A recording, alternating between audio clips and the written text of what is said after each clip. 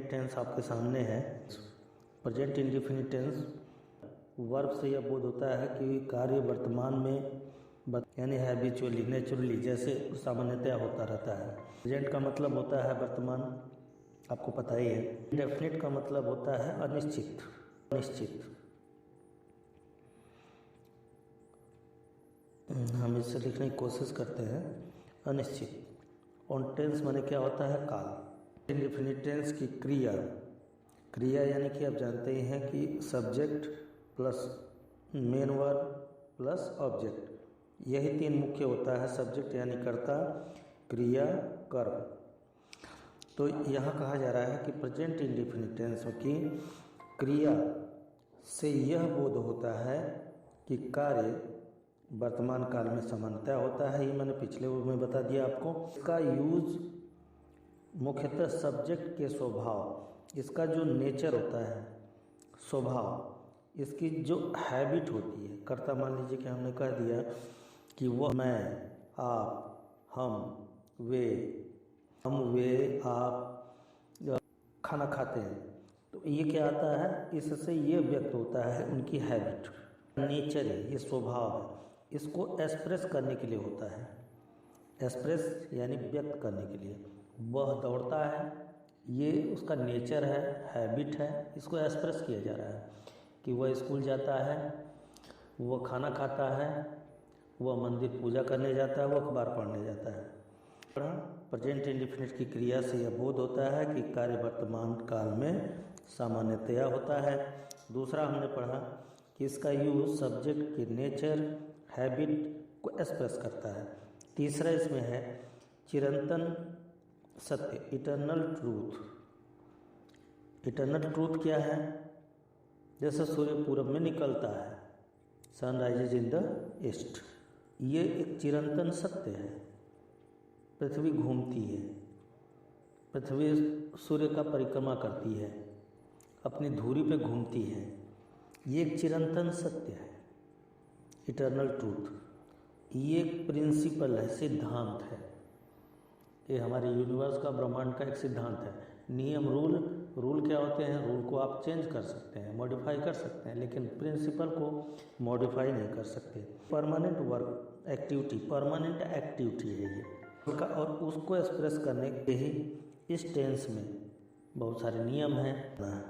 तो इसकी पहचान के लिए हम जो हिंदी सेंटेंस हैं उनकी जो क्रिया का एंड पॉइंट होता है, जैसे वह घर जाता है, एंड पॉइंट में क्या है, ता है, ती है, ता हूँ, ती हूँ, ती हो, ते है। अगर आए तो हम जान जाएंगे कि प्रेजेंट इंडेफिनिट टेंस है। ये इसकी पहचान है।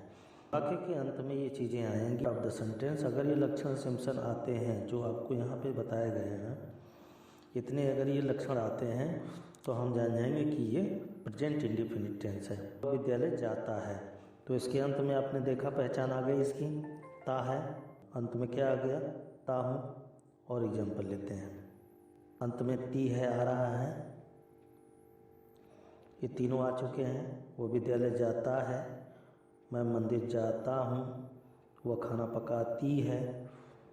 और वाक्य देखते हैं इस तरह का ते है। इसका स्ट्रक्चर, वाक्य का स्ट्रक्चर में देखिए यहाँ पे ये है यस यानी कि सब्जेक्ट, ये भी यानी कि क्रिया, इसके साथ यस या ईयर है क्योंकि सिंपल सेंटेंस है।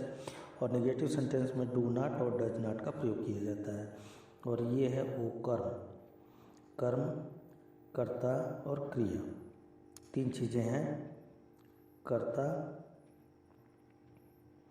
क्रिया और कर्म।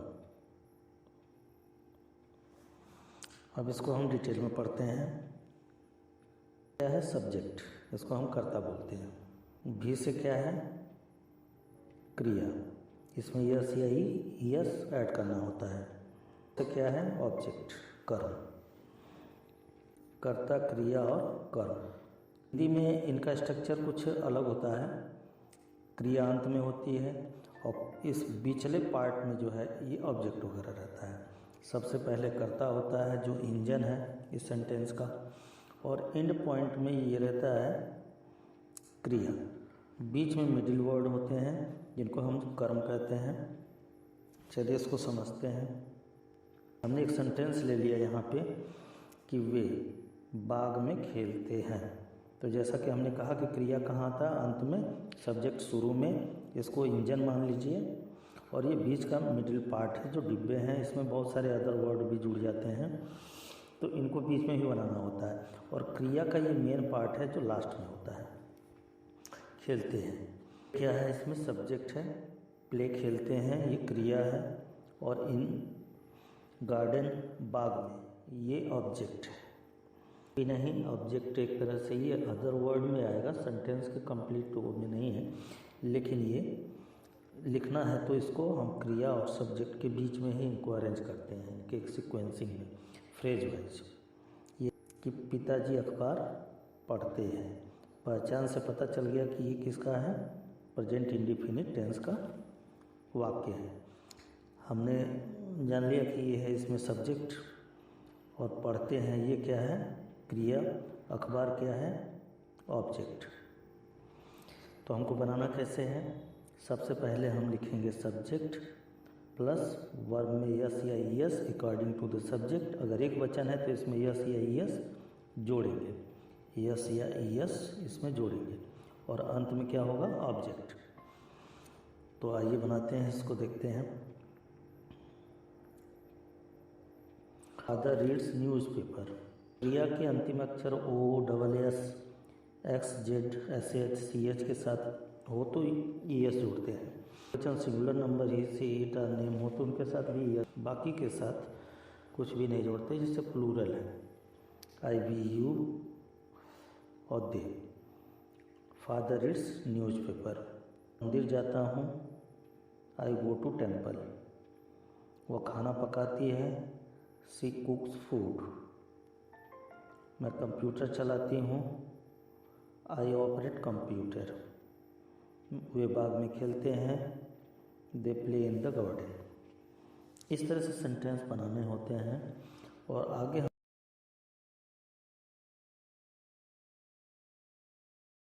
नकारात्मक वाक्य का भी एक सिस्टम होता है, जिसमें आप जानते हैं कि नहीं,